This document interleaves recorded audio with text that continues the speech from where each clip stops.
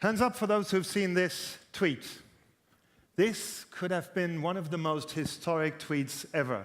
It is the one-word reaction of Barack Obama to receiving the Nobel Peace Prize in 2009. The problem, he didn't tweet it himself. Somebody who occasionally tweets himself is the Russian president. We've seen him here sending his first tweet at Twitter headquarters in last June. The Russian president tweets in English and in Russian, and actually, his Twitter account is quite interesting. He just created a personal one, which always comes in quite handy, especially if you're going into election campaigns in Russia in March 2012. He might not have much time to tweet himself, but he loves to take pictures. And these pictures go up on TwitPic. So this is a picture he took at the Toronto G8 summit last June. A month ago, he visited the disputed Kuril Islands on the far eastern side of the Russian Empire, and he took this picture of the island of Kunashir. I don't think it went down very well with the Japanese authorities, who actually called in the Russian ambassadors.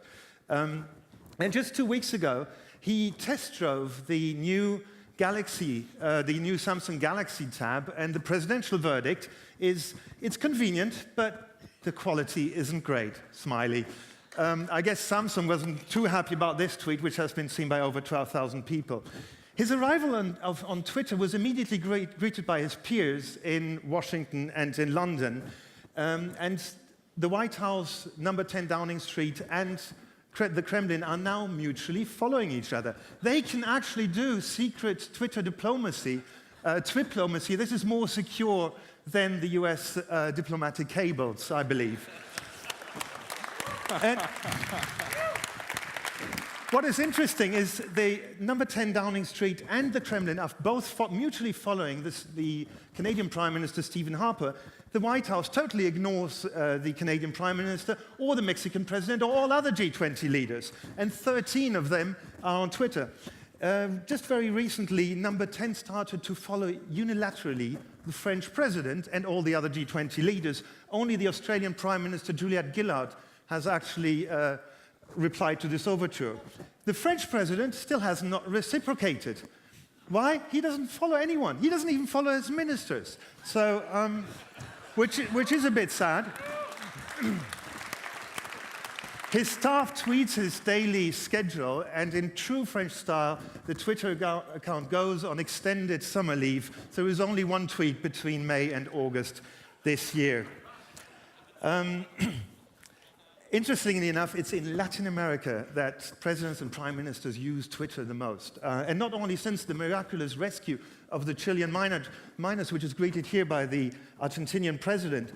9 presidents and prime ministers in Latin America are on Twitter, and some of them are following each other. The most connected ones are the Argentinian president, the president of Chile, the Mexican president, and the president of Venezuela.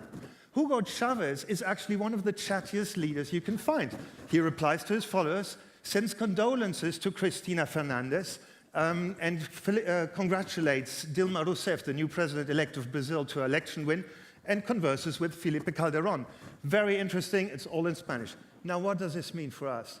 We can now reach our world leaders just by sending them an @mention. Try it.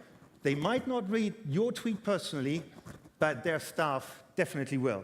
Arnold Schwarzenegger has understood this, and he quite often organizes tweetcasts, gives Twitter interviews, and goes directly to his followers. And finally, also the most secretive state has adopted Twitter. Uri Minzok is the North Korea's attempt at public diplomacy, and they love to TwitPic, and on TwitPic you cannot moderate comments, hence the immortal leader looking radiant as ever, or this comment on the mass gymnastics and artistic performance Arirang Festival Space Invaders gameplay. Thank you very much for your attention. You can find the G20 list on our Twitter account, as well as a collection of the 60 world leaders on Twitter, and this presentation is also available on SlideShare. Thank you very much. Thank you, Matthias.